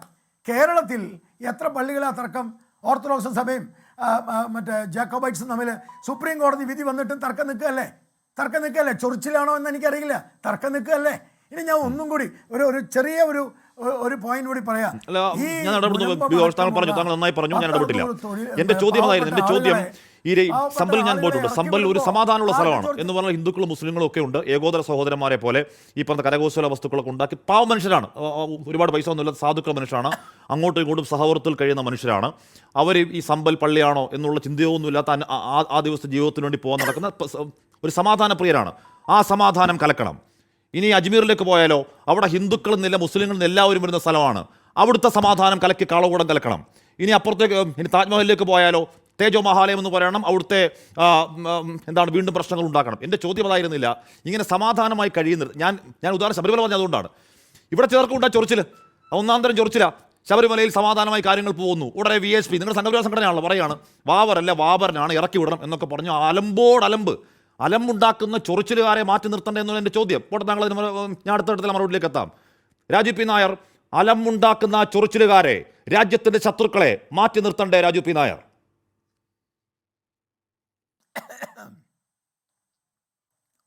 അല്ല, തീർച്ചയായിട്ടും. ഒന്ന് രണ്ട് കാര്യങ്ങൾ അതിനു മുമ്പായിട്ട് ഞാൻ മറുപടി പറയട്ടെ. അത് കാരണം ഇതോടുകൂടെ ചേർത്ത് വെച്ച് പറയാൻ പറ്റും. മുനമ്പത്ത് ഹൈബീഡിൻ്റെ കോലം കത്തിച്ചു എന്നുള്ളത് ശരിയാണ്. പക്ഷെ മുനമ്പത്ത് കോലം കത്തിച്ചതിന് 2 ദിവസത്തിന് ശേഷം പ്രതിപക്ഷ നേതാവ് ഉൾപ്പെടെ ഈ ജില്ലയിലെ, എറണാകുളം ജില്ലയിലെ MLA-മാരും ഹൈബീഡൻ MP ഉൾപ്പെടെ ആ സമരപ്പന്തലിൽ ചെന്ന് അവരെങ്ങനെയാണ് തെറ്റിദ്ധരിക്കപ്പെട്ടിരിക്കുന്നതും അവരുടെ വിഷയത്തെ സംബന്ധിച്ച് വളരെ ക്ലാരിറ്റിയോട് അവരെ പറഞ്ഞു ബോധ്യപ്പെടുത്തി ആ സമരക്കാർ കൈയടിച്ചാണ് ഹൈബീഡനെയും VD സതീശൻ പ്രതിപക്ഷ നേതാവിനെ ഉൾപ്പെടെ അവിടെ നിന്ന് തിരിച്ചയച്ചത്. ദയവേത് നിങ്ങളുടെ കുത്തിത്തിരിപ്പ് അധികകാലം നിൽക്കില്ല എന്ന് നിങ്ങൾ മനസ്സിലാക്കുക. കൃത്യമായിട്ടുള്ള കാര്യങ്ങൾ മനസ്സിലാക്കുന്ന പാലക്കാട് അവരെ തെറ്റിദ്ധരിപ്പിച്ച് പാലക്കാട് കൽപ്പാത്തിയിലും നൂറണിയിലും വഖഫ് ഭൂമി ഉണ്ട് എന്നുള്ളതായിരുന്നില്ലേ പ്രചരണ വിഷയം? അവിടൊക്കെ എന്താ അവസ്ഥ? ചക്കാന്തരയിൽ ആർക്കാ വോട്ട് കൂടുതൽ? കുത്തിത്തിരിപ്പ് നിർക്കില്ലെന്നേ പഴയ പോലെ. അതെ, പറഞ്ഞു കൊടുത്തേക്കുള്ളൂ. അതെ അതെ, അല്ല അതൊന്നും ഏക്കില്ല, അത് മനസ്സിലാക്കിയാൽ മതി. ഈ UP-യിൽ പോലും ഈ അയോധ്യ ഇരിക്കുന്നത് ഏറ്റവും വലിയത് അയോധ്യയായിരുന്നല്ലോ. അയോധ്യ ഇരുന്ന ഫൈസാബാദ് ജയിച്ചത് സമാജ്വാദി പാർട്ടിയാണല്ലോ. BJP പരാജയപ്പെട്ടു പോയല്ലോ. ഈ ഹിന്ദു ഹൃദയ സാമ്രാട്ട് ആദ്യത്തെ 3 ഘട്ടങ്ങളിൽ തെരഞ്ഞെടുപ്പിൽ പരാജയത്തിലായിരുന്നല്ലോ. പിന്നീട് എങ്ങനെയാണ് ജയിച്ചതെന്നുള്ള കണക്കുകൾ നമുക്ക് നോക്കേണ്ടി വരും. അതവിടെ നിൽക്കട്ടെ, മനസ്സിലായില്ല. പിന്നെ അദ്ദേഹം പറയുന്ന ഒരു കാര്യം മോണുമെന്റ്സിനെ സംബന്ധിച്ച് ശരിയാണ്. മോണുമെന്റ്സ് പ്രൊട്ടക്ട് ചെയ്യാൻ പ്രത്യേകമായ നിയമം ഇന്ത്യയുടെ ഭരണഘടനയിൽ എഴുതി വെച്ചുകൊണ്ട്, അതുകൊണ്ട് അതിനെ സൂപ്പർസീഡ് ചെയ്തല്ല 1991 നിയമം വന്നത്. പക്ഷേ 1991 നിയമത്തിന്റെ സ്പിരിറ്റ് അട്ടിമറിക്കാൻ മോണുമെന്റ്സ് ആക്ടിലും പറ്റില്ല. എന്താ അവിടുത്തെ തൽസ്ഥിതി 1947 ഓഗസ്റ്റ് 15 സ്റ്റാറ്റസ് കോ മെയിൻറ്റെയിൻ ചെയ്യണം.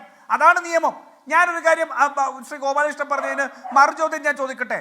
2022 സുപ്രീം കോടതി വിധി വന്നപ്പോൾ എന്തുകൊണ്ടാ അങ്ങനെയാണെങ്കിൽ മോണുമെന്റ്സിന്റെ പേരിൽ അവിടുത്തെ സ്വഭാവം മാറ്റാമെന്ന് കോടതി പറയാതിരുന്നത്?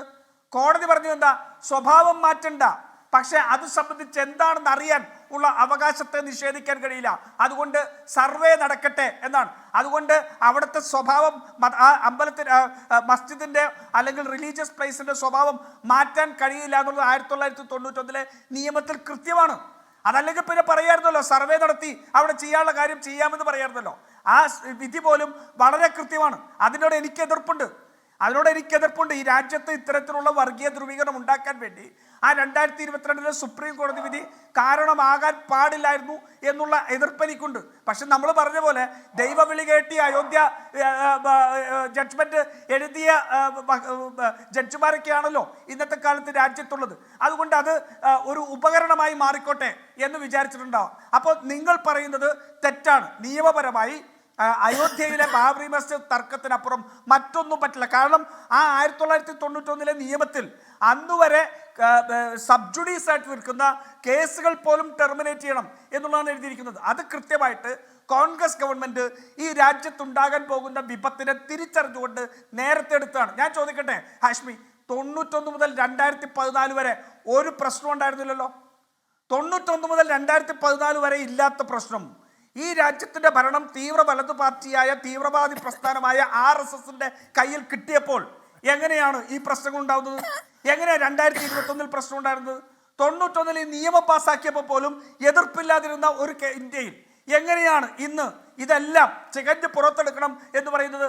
അത് കൃത്യമായിട്ട് ഈ സർക്കാരിൻ്റെ പരാജയങ്ങളെ മറയ്ക്കാൻ വേണ്ടിയിട്ടുള്ള വർഗീയ ധ്രുവീകരണം ഉണ്ടാക്കി ഈ സർക്കാരിൻ്റെ പരാജയങ്ങളെ മറയ്ക്കാൻ വേണ്ടി നടത്തുന്ന ശ്രമമാണ്. രാജ്യത്തെ ഒരു വിഷയവും ചർച്ച ചെയ്യപ്പെടരുത്, അതിനുവേണ്ടിയുള്ള ശ്രമമാണ് നടന്നുകൊണ്ടിരിക്കുന്നത്. ഈ ഹത്രാസ് ഉൾപ്പെടെയുള്ള ഉന്നാവ് ഉൾപ്പെടെയുള്ള ഇവിടുത്തെ ഗ്യാൻവ്യാപി ഉൾപ്പെടെയുള്ള മുഴുവൻ സ്ഥലങ്ങളിലും നടക്കുന്ന കാര്യങ്ങളെ സംബന്ധിച്ച് കൃത്യമായിട്ട് എന്താണ് എന്ന് പുറത്തേക്ക് ജനങ്ങൾക്ക് വിവരങ്ങൾ കിട്ടിയാൽ അത് ഈ സർക്കാരിനെതിരാണ്, BJPക്കെതിരാണ്, RSSനെതിരാണ്. RSS നോക്കൂ എത്രമാത്രം കാപട്യമാണ്. RSSന്റെ മോഹൻ ഭാഗവത് പറയാണ് എല്ലാ പള്ളികളുടെയും കീഴിൽ പോയി അമ്പലത്തെ തിരയേണ്ട, ശിവലിംഗം തിരയേണ്ട എന്ന് പറയുന്ന മോഹൻ ഭാഗവത് ഈ കഴിഞ്ഞ ഇത്രയും വിഷയമുണ്ടായി 5 പേര് മരിച്ച് ഇത്രയും വലിയൊരു പ്രശ്നമുണ്ടായിട്ട് കമാന്നൊരു അക്ഷരം വേണ്ടിയിട്ടില്ലല്ലോ. അപ്പോൾ ആവശ്യത്തിന് ഉപയോഗിക്കാൻ വേണ്ടി ഒരു പ്രസ്താവന ഇറക്കുകയും എന്നാൽ മറുവശത്തു കൂടി ഈ ഹിന്ദുത്വ വർഗീയ ശക്തികളെ ഇളക്കി വിട്ടുകൊണ്ട് രാജ്യത്ത് അന്തഛിദ്രം ഉണ്ടാക്കുകയാണ്. ബംഗ്ലാദേശിനെ കുറിച്ച് ഗോപാലകൃഷ്ണൻ സൂചിപ്പിക്കേണ്ടായി. ശ്രീ ഗോപാലകൃഷ്ണൻ, അങ്ങയുടെ താല്പര്യം എന്താ? ഇന്ത്യ ഒരു ഹിന്ദു ബംഗ്ലാദേശ് ആവണമെന്നാണോ? അതോ ഇന്ത്യ ഒരു ഹിന്ദു പാകിസ്ഥാൻ ആവണമെന്നാണോ? നിങ്ങൾ അവിടുത്തെ ന്യൂനപക്ഷങ്ങൾക്ക് വേണ്ടിയിട്ട് വാദിക്കുന്നതിനെ ഞങ്ങളും പിന്തുണയ്ക്കുന്നു. പക്ഷേ ഈ രാജ്യത്തെ ന്യൂനപക്ഷങ്ങളെ സംരക്ഷിച്ചിട്ട് വേണം അപ്പുറത്തെ ന്യൂനപക്ഷത്തെ കുറിച്ച് സംസാരിക്കാൻ. ഞങ്ങൾക്ക് അതിനകത്ത് അവിടുത്തെ ന്യൂനപക്ഷങ്ങൾ സംരക്ഷിക്കപ്പെടണം, അതിന് ശബ്ദം ഉയർത്തുന്നവരാണ് ഞങ്ങൾ.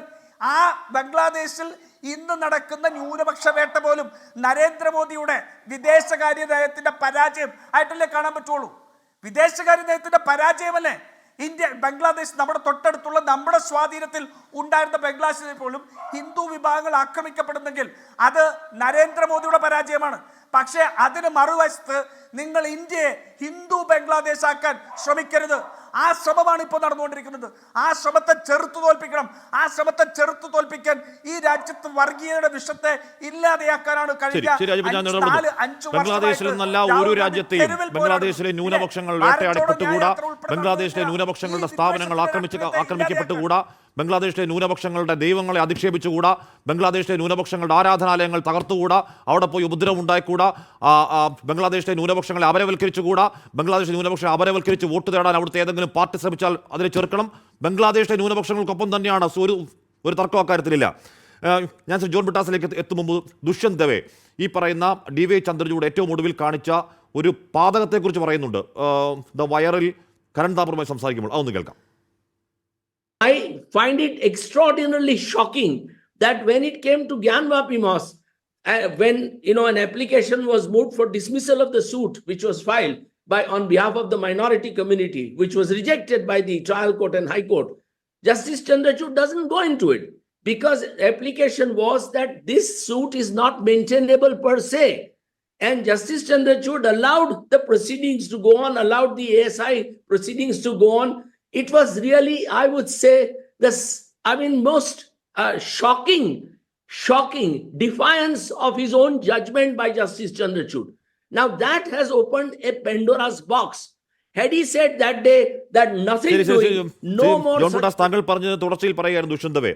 താങ്കൾ കണ്ടുണ്ടെന്ന് തോന്നുന്നു ഈ അഭിമുഖത്തിൻ്റെ പകുതി വെച്ച് അദ്ദേഹം കരയുന്നുണ്ട്, കണ്ണുടയ്ക്കുന്നുണ്ട്. എന്ന് പറഞ്ഞാൽ ഈ പറയുന്ന ചന്ദ്രചൂഡ് അദ്ദേഹത്തിൻ്റെ തന്നെ അയോധ്യ കേസിൽ വിധിയിൽ ഈ പറയുന്ന ആരാധനാലയ നിയമത്തെ പൊക്കി വാഴ്ത്തി മുകളിൽ വെച്ചതിനെ അദ്ദേഹം തന്നെ ഘടകവിരുദ്ധമായി ഉണ്ടാക്കിയതിൻ്റെ ഫലങ്ങൾ രാജ്യം അനുഭവിക്കാൻ പോകുന്നതിനെ കുറിച്ച് ഓർത്തായിരുന്നു ആ കണ്ണു. ശ്രീ ജോൺ ബ്രിട്ടാസ്, ഇവിടെ ഈ അജ്മീർ കാര്യത്തിൽ ഏതോ പുസ്തകത്തിൽ ആരോ എന്തോ എഴുതിയെന്ന് പറഞ്ഞിട്ടാണ് കോടതിയിലേക്ക് പോയത് കേട്ടോ. PN നോക്ക് എന്ന് പറയുന്ന ഒരു വലിയ ചരിത്രകാരൻ, ഈ ഹിന്ദുത്വ സർക്കിളിലെ വലിയ ചരിത്രകാരൻ എന്നറിയപ്പെടുന്ന ഒരുപാട് പുസ്തകം എഴുതിയ ആളാണ്. അയാളുടെയാണ് ഈ പറയുന്ന താജ്മഹൽ തേജോമഹാലയമാണെന്ന കൺസെപ്റ്റൊക്കെ. അദ്ദേഹം പിന്നെയും പറയുന്നുണ്ട്, എന്താണ് വത്തിക്കാൻ, അവിടെ ഒരു ശിവക്ഷേത്രമായിരുന്നുള്ളൂ വത്തിക്കാൻ എന്ന വാക്കുണ്ടായത് എങ്ങനെയാണ്? വാത്തിക്ക എന്ന സംസ്കൃത വാക്കത്തിൽ നിന്നാണ് വത്തിക്കാൻ ഉണ്ടായത്. ക്രിസ്ത്യാനിറ്റി എന്ന വാക്കുണ്ടായത് എങ്ങനെയാണ്? കൃഷ്ണനീതി എന്ന വാക്കിൽ നിന്നാണ് ക്രിസ്ത്യാനിറ്റി ഉണ്ടായത്. ആമേൻ എന്ന വാക്കുണ്ടായത് എങ്ങനെയാണ്? ഓം എന്ന മന്ത്രത്തിൽ നിന്നാണ് ആമേൻ എന്ന വാക്കുണ്ടായത്. അബ്രഹാം എന്ന വാക്കുണ്ടായത് എങ്ങനെയാണ്? ബ്രഹ്മ എന്ന വാക്കിൽ നിന്നാണ് അബ്രഹാം ഉണ്ടായത്. ഇത്തരത്തിൽ ഒരുപാട് പുസ്തകം എഴുതിയ ആളാണ്. ഈ PN നോക്ക് ഈ സർക്കിളുകളിൽ ഇപ്പോഴും അദ്ദേഹം മരിച്ചുപോയ ആളാണ്. പക്ഷേ ഈ പുസ്തകങ്ങൾ ചൂടപ്പം പോലെ വിറ്റഴിയലാണ്. നാളെ പോയി വത്തിക്കാനിൽ സർവേ നടത്തണമെന്ന് കീഴ്ക്കോടതി കൊണ്ട് പറഞ്ഞാൽ വേണേ അനുവാദം കൊടുക്കുമെന്ന് ഈ കീഴ്ക്കോടതി. ജോൺ ബ്രിട്ടാസ്, അത് ചന്ദ്രചൂഡ് ഉണ്ടാക്കി വെച്ച പുകിലാണ്. ഹാഷ്മി, യഥാർത്ഥത്തിൽ അത്തരം പുസ്തകങ്ങളുടെ വിതരണക്കാരനാണ് ഗോപാലകൃഷ്ണൻ. യഥാർത്ഥത്തിൽ ഇന്നത്തെ ദിവസം വളരെ പ്രതീകാത്മകമാണ്. ഇപ്പോൾ ഓടയിലൂടെ പെട്രോളോ ഡീസലോ ഒഴുകുന്നുണ്ട്. ഇതുപോലുള്ള ഡീസലും അതുപോലെ തന്നെ തീപ്പെട്ടിക്കൊള്ളിയുമായിട്ടാണ് ഈ ഗോപാലകൃഷ്ണനെ പോലുള്ള ആൾക്കാർ ഇപ്പോൾ ഉത്തരേന്ത്യ റോന്ത് ചുറ്റിക്കൊണ്ടിരിക്കുന്നത്. അദ്ദേഹം പറഞ്ഞൊരു കാര്യം എനിക്ക് ചിരി വന്നു. എന്താ കാരണം എന്ന് വെച്ചാൽ, അതായത് പ്രൊട്ടക്റ്റഡ് മോണുമെൻ്റ് ആണെന്ന്. ഗോപാലകൃഷ്ണ 10, 300, 400 വർഷം പഴക്കമുള്ള എല്ലാ മന്ദിരങ്ങളും, അതിലിപ്പോൾ ആരാധനകളായിരിക്കാം, വേണമെങ്കിൽ ഗോൾഫ് കോഴ്സിൻ്റെ മതിലായിരിക്കാം, അതൊക്കെ പ്രൊട്ടക്റ്റഡ് ആണ്. എന്ന് വിചാരിച്ചത് ആരാധനാലയം അല്ലാതാകുന്നില്ലല്ലോ. ഇപ്പം നിങ്ങൾ ഈ സമ്പലിലെ ബാബറി മസ്ജിദിൻ്റെ മുകളിൽ പ്രത്യേകിച്ച് ഒരു അവകാശവാദം പണ്ട് ഉന്നയിച്ചിരുന്നില്ല. എനിക്ക് കൃത്യമായിട്ട് ഓർമ്മയുണ്ട് എൻ്റെ ഗോപാലകൃഷ്ണ. അതായത് നിങ്ങൾ ബാബറി മസ്ജിദ് പൊളിച്ച ശേഷം നിങ്ങൾ ഉയർത്തിയൊരു മുദ്രാവാക്യമുണ്ട്, കാശി മധുര ബാക്കി എന്ന്. അപ്പം ഞങ്ങളെപ്പോലുള്ള മാധ്യമപ്രവർത്തകർ പറഞ്ഞൊരു കാര്യമുണ്ട്, നിങ്ങൾക്ക് ഇപ്പം മാത്രമാണ് കാശി മധുര ബാക്കി, പിന്നെ ഒരുപാട് ഈ പറയുന്ന പോലെ ചെങ്ങല കണ്ണികൾ പോലെ ഇന്ത്യയിലെ ഒരുപാട് മസ്ജിദുകളെ നിങ്ങൾ അതിലേക്ക് ചേർക്കുമെന്ന് ഞങ്ങൾ പറഞ്ഞിട്ടുണ്ട്. ഞങ്ങളെപ്പോലുള്ള ആൾക്കാർ പറഞ്ഞപ്പോൾ ഹാഷ്മിയെ പോലുള്ള ആൾക്കാർ അത് വിശ്വസിച്ചില്ല. ഇപ്പം വിശ്വസിക്കേണ്ടി വരുന്നു. ഇനി അദ്ദേഹം പറഞ്ഞ ഒരു കാര്യം, അതായത് യഥാർത്ഥത്തിൽ ഈ ചന്ദ്രചൂഡ് പറഞ്ഞെന്താണ്, ചന്ദ്രചൂഡ് ഇത് മോണുമെൻ്റ് ആയതുകൊണ്ട് ചെയ്യാന്നല്ല പറഞ്ഞേ. 2022 ദുഷ്യന്താവെ പരാമർശിക്കുന്ന അദ്ദേഹത്തിൻ്റെ ഏറ്റവും വിവാദപരമായ പരാമർശം എന്തായിരുന്നു? അതായത് 991 നിയമം ഒരു ആരാധനാലയത്തിൻ്റെ സ്വഭാവം മാറ്റുന്നത് മാത്രമാണ് തടയുന്നത്, അതിൻ്റെ തനത് സ്വഭാവം പരിശോധിക്കുന്നതിൽ അപാകത കാണേണ്ടതില്ലെന്ന്. ഇതിൽ നിന്നാണ് യഥാർത്ഥത്തിൽ കീഴ്ക്കോടതികളിലേക്ക് നിങ്ങൾ RSSകാർ, നിങ്ങളുടെ സഹപ്രവർത്തകർ പോവുകയും അവിടെ നിന്ന് ഓർഡർ കൈപ്പറ്റി ഇപ്പോൾ വിശ്വഹിന്ദു പരിഷത്തിനെ പോലെ തന്നെ RSSൻ്റെ മറ്റൊരു കൈക്കോടാലിയായ ASIയെ ഉപയോഗിച്ച് സർവേ സംഘങ്ങളുമായിട്ട് യഥാർത്ഥത്തിൽ ഈ പള്ളികളിലേക്ക് പ്രയാണം ചെയ്യുന്നത്. അതല്ലാതെ താങ്കൾ പറഞ്ഞൊരു സംഭവം വെച്ചിട്ടല്ല. ചന്ദ്രചൂഡിൻ്റെ ഒരു പരാമർശത്തെ മുൻനിർത്തിയാണ് ഇന്ന് കീഴ്ക്കോടതികൾ നിങ്ങളുടെ സഹപ്രവർത്തകരുടെ ഈ പറയുന്ന അപേക്ഷകൾ എൻ്റർടൈൻ ചെയ്യുന്നത്. താങ്കൾ പറഞ്ഞതെല്ലാം തെറ്റാണ്, അതൊന്നും അല്ല യഥാർത്ഥത്തിൽ വസ്തുത എന്ന് പറയുന്നത്. എനിക്ക് ഒറ്റ ചോദ്യമുള്ളൂ ഗോപാലകൃഷ്ണ, അതായത് നിങ്ങൾ എത്ര പള്ളികൾ പിടിച്ചെടുക്കും? നിങ്ങളിപ്പം ബംഗ്ലാദേശിനെ കുറിച്ച് പറഞ്ഞല്ലോ, ഞാനിപ്പോൾ എക്സ്റ്റേണൽ അഫയേഴ്സിൻ്റെ സ്റ്റാൻഡിംഗ് കമ്മിറ്റിയിലുള്ള ഒരാളാണ്. അതുകൊണ്ട് തന്നെ ആ വിഷയങ്ങളൊക്കെ കൂലങ്കഷമായി പരിശോധിക്കുന്നൊരു സമിതിയാണ്, നിങ്ങളുടെ ഒരുപാട് അംഗങ്ങളുമുണ്ട്. ബംഗ്ലാദേശിൽ ഹിന്ദുക്കൾക്കെതിരെ ആക്രമണം നടത്തുന്ന ആൾക്കാർ യഥാർത്ഥത്തിൽ രക്ഷപ്പെടാൻ വേണ്ടി ഉയർത്തുന്നത് നിങ്ങളിവിടെ മുസ്ലിങ്ങൾക്കെതിരെ നടത്തുന്ന ചെയ്തികളാണ്.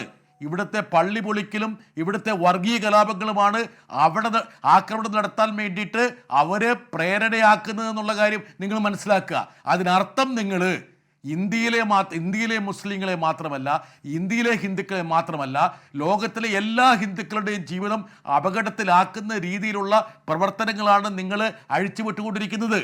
അതുകൊണ്ട് നിങ്ങൾ ഏതെങ്കിലും തരത്തിൽ ഹിന്ദു സമൂഹത്തെ ഉദ്ധരിക്കുകയല്ല, അവരുടെ ജീവൽ പ്രശ്നങ്ങൾ പരിഹരിക്കാൻ വേണ്ടിയിട്ട് എന്തെങ്കിലും നടപടി എടുക്കൂ സാർ.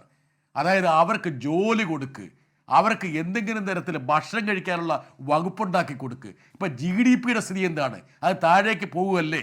നിങ്ങൾക്ക് ഈ പരിപാടി അല്ലാതെ, ഈ പറയുന്ന മാന്തലും കുഴിക്കലല്ലാതെ വേറെ എന്തെങ്കിലും നിങ്ങൾക്കറിയാമോ? ഇവിടെ വർഗീയ കലാപങ്ങൾ ഉണ്ടാക്കുക, തമ്മിലടുപ്പിക്കുക, അവിടെ ഈ പറയുന്ന വേട്ടനായെ പോലെ വോട്ടിന് വേണ്ടി നടക്കുക, ഇതല്ലാതെ നിങ്ങൾക്ക് വേറൊരു പരിപാടിയില്ല. നിങ്ങൾക്ക് താൽക്കാലിക നേട്ടങ്ങൾ കിട്ടുന്നുണ്ടെന്ന കാരണം എന്ന് വെച്ചാൽ ജനങ്ങളെ കബളിപ്പിക്കാനുള്ള നിങ്ങളുടെ വൈദഗ്ധ്യത്തെ നമ്മൾ ഒരിക്കലും കുറഞ്ഞു കാണുന്നില്ല. പക്ഷേ നിങ്ങൾ ഒരു കാര്യം കൂടെ മനസ്സിലാക്കണം, ഈ കുഴിക്കലൊക്കെ എവിടേക്ക് കുഴിക്കും നിങ്ങൾ?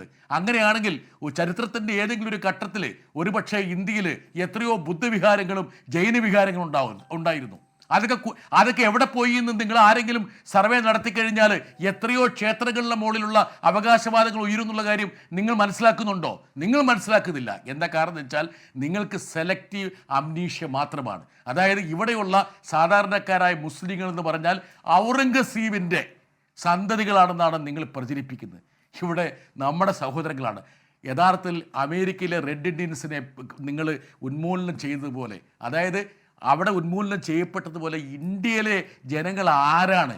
അവരൊക്കെ പല സ്ഥലങ്ങളിൽ നിന്നും വന്നവരാണ്. 10-10,000 വർഷങ്ങളായിട്ടുള്ള കുടിയേറ്റത്തിൻ്റെ ഫലമായിട്ട് വന്നവരാണ്. നിങ്ങളുടെ ഗുരു ഗോൾവാൾക്കർ എഴുതിയിട്ടുള്ള വിചാരധാരയിൽ കൃത്യമായി പറയുന്നുണ്ട്, അതായത് ആരൊക്കെയാണ് ഇന്ത്യയുടെ ആഭ്യന്തര ശത്രുക്കളെന്ന്. അത് വെച്ചിട്ടാണ് നിങ്ങൾ ഓരോ ചുവട് മുന്നോട്ട് പോകുന്നതെന്നുള്ള കാര്യം ഞങ്ങൾക്കറിയാം. ഇപ്പോൾ നിങ്ങൾ ഈ പറഞ്ഞ വഖഫിനെ കുറിച്ച് പറഞ്ഞല്ലോ. അല്ല ഗോപാലകൃഷ്ണൻ, 2013 ഈ വഖഫ് ഭേദഗതിയെ പിന്തുണച്ചവരല്ലേ നിങ്ങൾ? അത് അന്ന് പിന്തുണയ്ക്കാൻ കാരണം നിങ്ങൾ 2014 BJPയുടെ പ്രകടന പത്രിക ഒന്ന് വായിച്ചു നോക്കുക. 2014 പ്രകടന പത്രിക എന്താണ്? അതായത് അന്യാധീനപ്പെടുന്ന വഖഫ് സ്വത്തുക്കളെല്ലാം തിരിച്ചെടുക്കണമെന്നല്ലേ പറഞ്ഞത് നിങ്ങൾ? പെട്ടെന്ന് നിങ്ങൾ മലക്കം പറഞ്ഞത് എന്താണ്? നിങ്ങൾക്ക് വർഗീയ ധ്രുവീകരണം ഉണ്ടാക്കാൻ വേണ്ടിയിട്ട് എന്തെങ്കിലുമൊക്കെ കണ്ടെത്തണം. ഇപ്പം നിങ്ങൾ എത്ര ഈ പറഞ്ഞ പള്ളികൾക്ക് മുകളിലാണ് നിങ്ങളിപ്പോൾ അവകാശവാദം ഉന്നയിച്ചിരിക്കുന്നത്? നിങ്ങളുടെ ഒരു സ്വഭാവമുണ്ട്. എന്താ കാരണം വെച്ചാൽ RSS അല്ല എന്ന് പറയും. നീരാളികൾ പോലെയാണ്. ഒരുപാട് എന്താ പറയുക, ഈ പറഞ്ഞ കൈകൾ അങ്ങോട്ടും ഇങ്ങോട്ടും പോകുന്നുണ്ട്. ഇത് ആരുടെയാണ് എന്താണെന്ന് പറയാൻ പറ്റില്ല. നിങ്ങൾക്ക് വേണം നിഷേധിക്കാൻ പറ്റും. BJP അല്ല എന്ന് പറയും. പണ്ട് ആദ്യം ഈ പറഞ്ഞ ബാബറി മസ്ജിദിൻ്റെ പേരിലുള്ള അവകാശവാദം ഉന്നയിച്ചത് BJP അല്ല, വിശ്വ ഹിന്ദു പരിഷത്തായിരുന്നു. പിന്നീട് ഹിമാചൽ പ്രദേശിലെ പലംപൂരിൽ നടന്ന ദേശീയ എക്സിക്യൂട്ടീവിൽ വെച്ചാണ് BJP ആ പ്രശ്നം ഏറ്റെടുത്തത്. നിങ്ങളുടെ തട്ടിപ്പിതാണ്. ആരെങ്കിലും ഒരാൾ പരിപാടിക്ക് പോകും, പരാതിയുമായിട്ട് പോകും, അതിനുശേഷമാണ് നിങ്ങൾ ഓരോന്നും ഏറ്റെടുക്കുന്നത്. ഇപ്പോൾ ഈ സമ്പൽ എന്ന് പറയുന്ന സ്ഥലത്ത് യഥാർത്ഥത്തിൽ മുസ്ലിങ്ങളും ഹിന്ദുക്കളൊക്കെ സമാധാനത്തോടെ കഴിഞ്ഞുകൊണ്ടിരുന്നൊരു സ്ഥലമല്ലേ? ഇപ്പോൾ അജ്മീർ, എൻ്റെ ഗോപാലകൃഷ്ണൻ, നിങ്ങൾ അജ്മീറിലൊന്ന് പോകണം.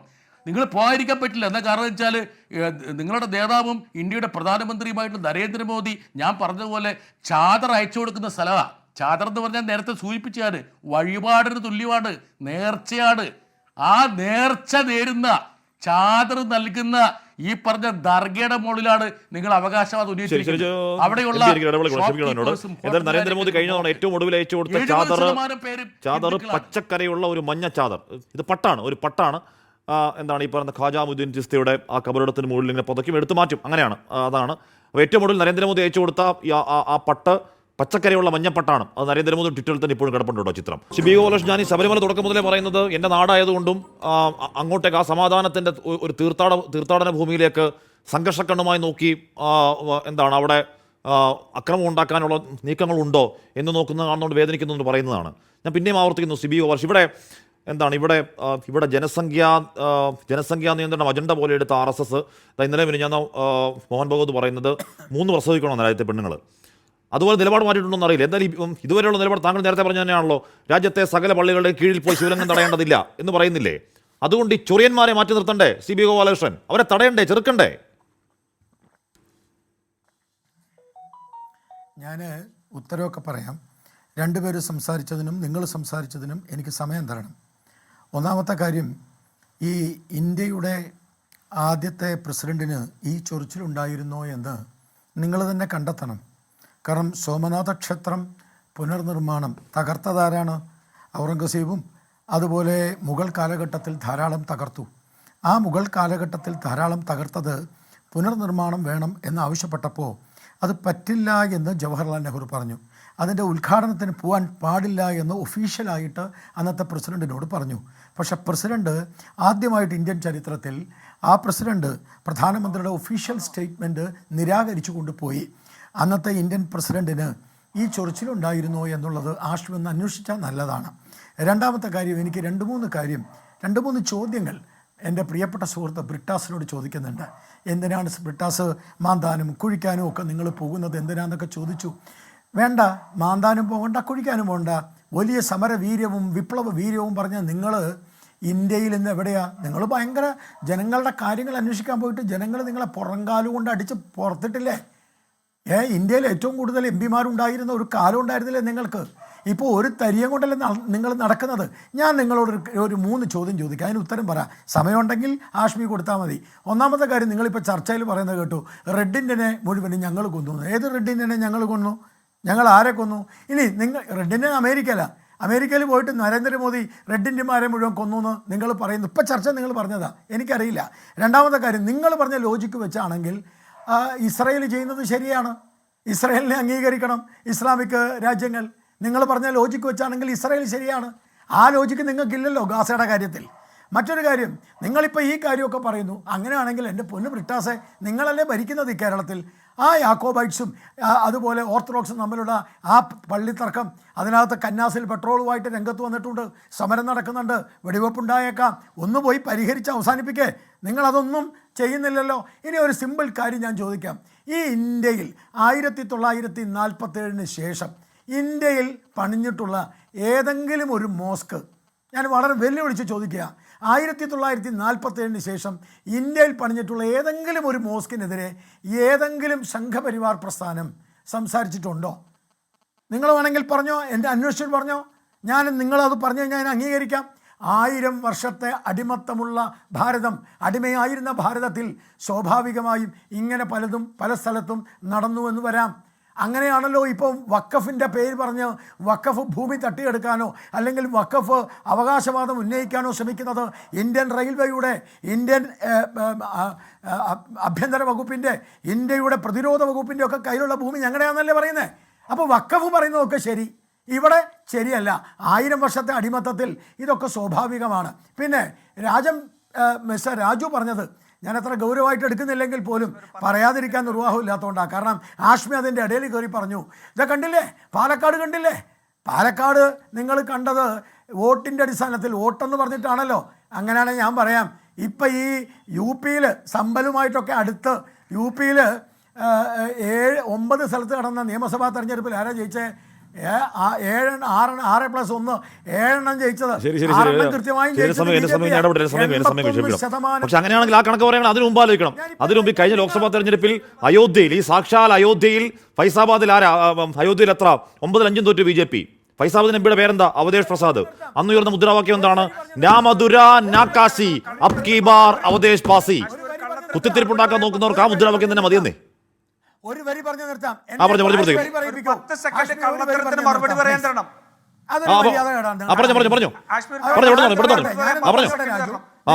ഞാൻ കേട്ടിരുന്ന ആളല്ലേ. രാജുവിനോടൊന്ന്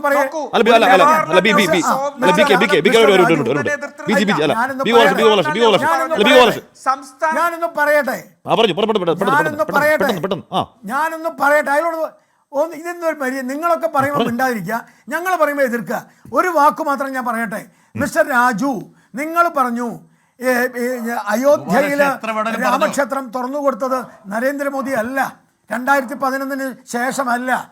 ഇനി സോമനാഥ ക്ഷേത്രം പുതുക്കി പണിഞ്ഞത് നരേന്ദ്രമോദിയുടെ കാലത്തല്ല, 2011 പിന്നെ നിങ്ങൾ പറഞ്ഞു ഞങ്ങൾക്ക് ഇതാ പണിയുന്ന. ബംഗ്ലാദേശിന്റെ കാര്യം പറഞ്ഞ് ആഫ്രിക്കയിൽ ഭീകരാക്രമം മതത്തിന്റെ പേരിൽ നടക്കുന്നത്. എന്തായാലും ഏതെങ്കിലും തരത്തിലുള്ള രാഷ്ട്രീയ ഈ പറയുന്ന സംഘർഷങ്ങൾ രാഷ്ട്രീയ നേട്ടമുണ്ടാക്കി തരുമെന്ന് ആരെങ്കിലും കരുതിയാൽ അവർക്കുള്ള മുദ്രാവാക്യമാണ് നാ മധുര നാ കാശി അബ് കി ബാർ അവധേഷ് പാസി. ഫൈസാബാദിന്റെ BJP കാരനല്ല, ഏതെങ്കിലും സംഘപരിവാർ ബന്ധമുള്ള ആളല്ല, അയാൾ മറ്റൊരാളാണ്. അയാളെ ലോക്സഭയിൽ നമുക്ക് കാണുകയും ചെയ്യാം. എന്തായാലും നമുക്ക് നോക്കാം ഇത് എവിടെ പോകുന്നുള്ള കാര്യം. എൻകൗണ്ടർ പൂർണ്ണമെന്ന് ചർച്ചയിൽ പങ്കെടുത്ത് 3 പേർക്ക് നന്ദി.